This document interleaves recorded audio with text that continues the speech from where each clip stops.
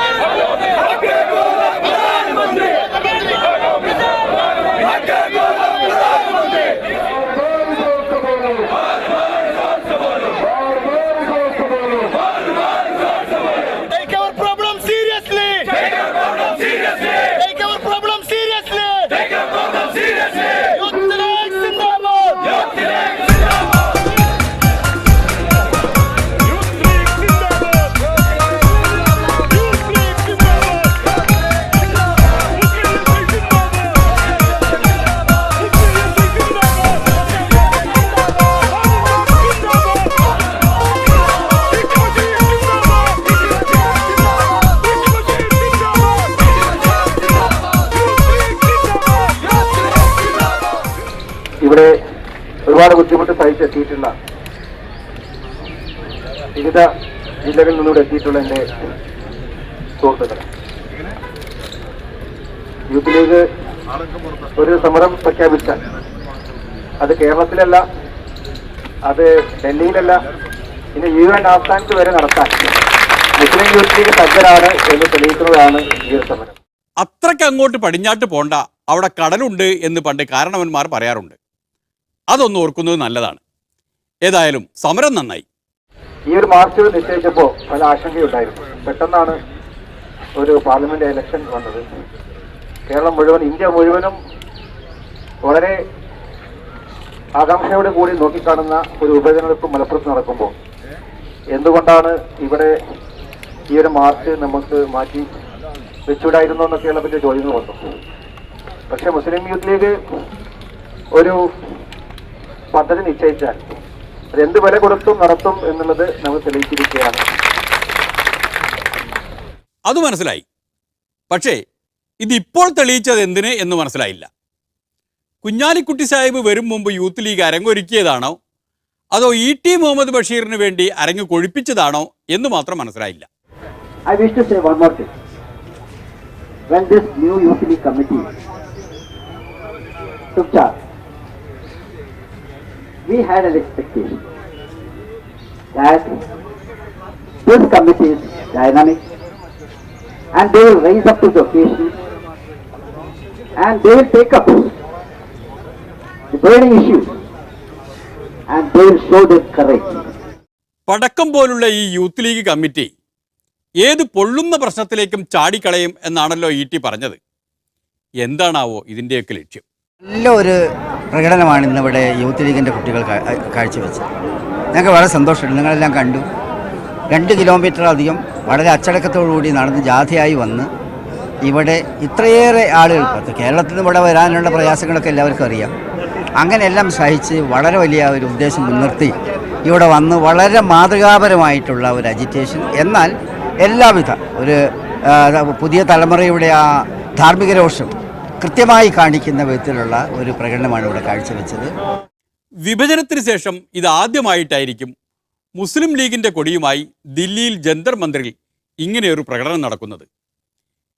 എന്തൊക്കെയാണാവോ ഈ യൂത്ത് ലീഗുകാർ കണ്ടുവച്ചിട്ടുള്ളത്? ഏതായാലും വരും പോലെ വരട്ടെ, വരുന്നിടത്ത് വെച്ച് കാണാം.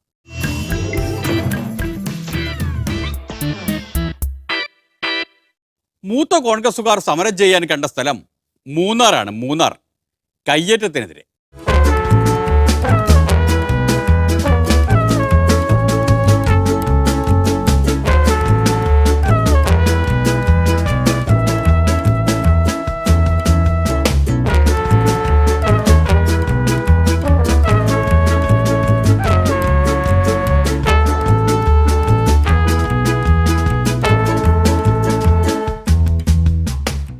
പരമ്പരാഗതമായി ഇവിടെ കൃഷി ചെയ്യുന്ന കൃഷിക്കാര്, തൊഴിലാളികൾ, കച്ചവടക്കാർ, ഇവരെയൊന്നും കയ്യേറ്റക്കാരായി കോൺഗ്രസോ UDF കാണുന്നില്ല. എന്നാൽ ഈ അടുത്ത കാലത്ത് വളരെ വർദ്ധിച്ചിട്ടുണ്ട്. റിസോർട്ട് മാഫിയ ഈ മൂന്നാറിലെ ഭൂമി, ഒരുപാട് ഭൂമി കയ്യേറി വെച്ചിരിക്കുകയാണ്. അതിനൊക്കെ നേതൃത്വം നൽകുന്നത് മാർക്സിസ്റ്റ് പാർട്ടി ഇടതുമുന്നണി നേതാക്കളാണ്. ഇവിടെ കയ്യേറ്റക്കാരെന്ന് പറയുന്നത് ആരാണെന്ന് നിങ്ങൾക്ക് എല്ലാവർക്കും അറിയാം. KSEBയുടെ ഭൂമി കയ്യേറി വീട് വെച്ച് താമസിക്കുന്നത് CPMന്റെ നേതാവ് MLA ആണ്. ഇവിടെ MP കയ്യേറ്റക്കാരനാണ്. കയ്യേറ്റത്തിനെല്ലാം നേതൃത്വം നൽകുന്നതാരാ? മന്ത്രി, വിദ്യുത് ശക്തി വകുപ്പ് മന്ത്രി. അദ്ദേഹമാണ് രാജേന്ദ്രനെ ന്യായീകരിക്കുന്നത്. VS എഴുതി കൊടുത്തതാണ് KPCC പ്രസിഡന്റ് പാടുന്നത് എന്ന് തോന്നുന്നില്ലേ? ഇലക്ട്രിസിറ്റി ബോർഡിന്റെ ചുമതലയുള്ള മന്ത്രി പറയുന്നത് ഇലക്ട്രിസിറ്റി ബോർഡിന്റെ സ്ഥലത്ത് അനധികൃതമായി കയ്യേറിയ രാജേന്ദ്രനെ ന്യായീകരിക്കുകയാണ്. മാർക്സിസ്റ്റ് പാർട്ടി ഇവിടെ കയ്യേറ്റക്കാർക്ക് കൂട്ടുനിൽക്കുന്ന പാർട്ടിയായി ഇന്ന് മാറിയിരിക്കും.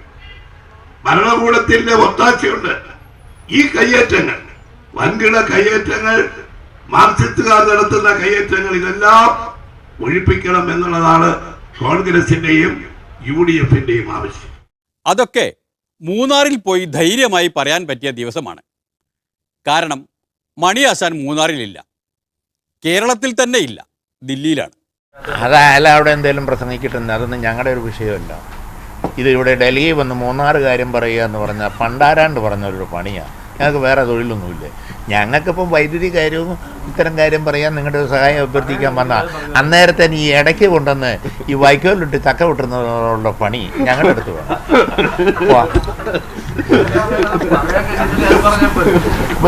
എനിക്കോ പറയാനോ? എനിക്കറിയാൻ മേലെന്നാ. നിങ്ങൾ എന്നെ ചോദിച്ചറിയില്ല. അതൊന്നുമല്ല, അറിയലായി ഒന്നുമല്ല കേട്ടോ, അതൊന്നുമില്ല. പക്ഷെ അത് നമ്മുടെ വിഷയമല്ല. എന്തിന് ഇവിടെയാണോ ഇത്? നമ്മൾ കേരളത്തിൽ നിന്ന് ഇവിടെ വന്ന് നിങ്ങളെയൊക്കെ കാണുകയാണ്. ഞാനാണ് ഇവിടെ നിങ്ങളെ ആദ്യം കാണുക. അപ്പം പിന്നെ ഈ ആവശ്യമില്ലാത്ത കാര്യം പറയേണ്ട കാര്യമുണ്ടോ? അതാണ്.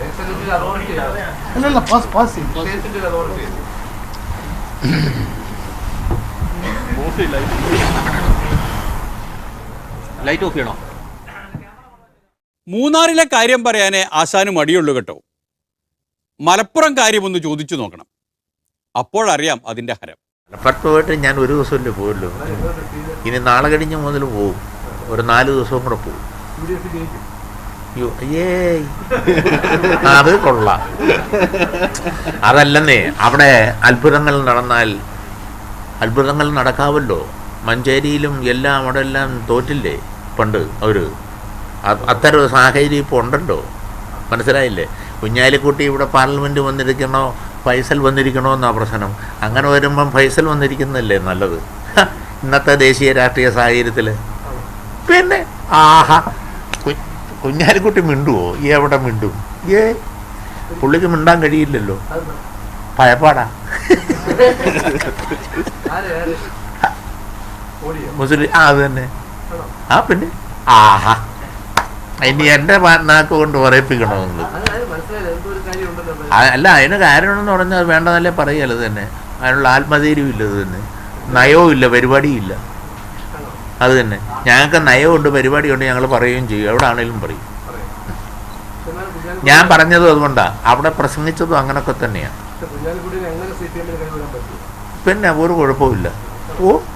നമ്മൾ തന്നെ നമ്മുടെ ഭാഗം വല്ലോണ്ടോ പുള്ളി? ഒന്നുമില്ല. മലപ്പുറം അങ്ങ് വിട്ടപ്പോഴേക്ക് ചില ചോദ്യക്കാർ വളഞ്ഞു തിരിഞ്ഞ് മൂന്നാറിലെത്തി. അത് നിങ്ങൾ ഒരു കാര്യം ചെയ്യും, നിങ്ങൾ അവിടെ പോയി അതൊക്കെ സംബന്ധിച്ച് പഠിക്കുക.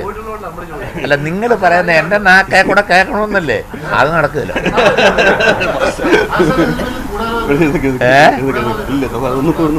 ഒരു ഗൂഢാലോചനയില്ല. ശരി ശരി ആട്ടെ, നമുക്ക് കാണാം. ഇതെല്ലാം നന്നായൊന്നും കൊടുക്കണേ. മൂന്നാറ് ഞാനൊന്നും പറഞ്ഞില്ലെന്നും പറഞ്ഞ് ഇത് കൊടുക്കാതിരിക്കില്ല. മണിയാശാൻ പോയ സ്ഥിതിക്ക് പൊളിമിക്സും പോവുകയാണ്. ഇടവേളയിലേക്ക്. അതു കഴിഞ്ഞാൽ സിനിമയാണ്, ജനകീയ സിനിമ.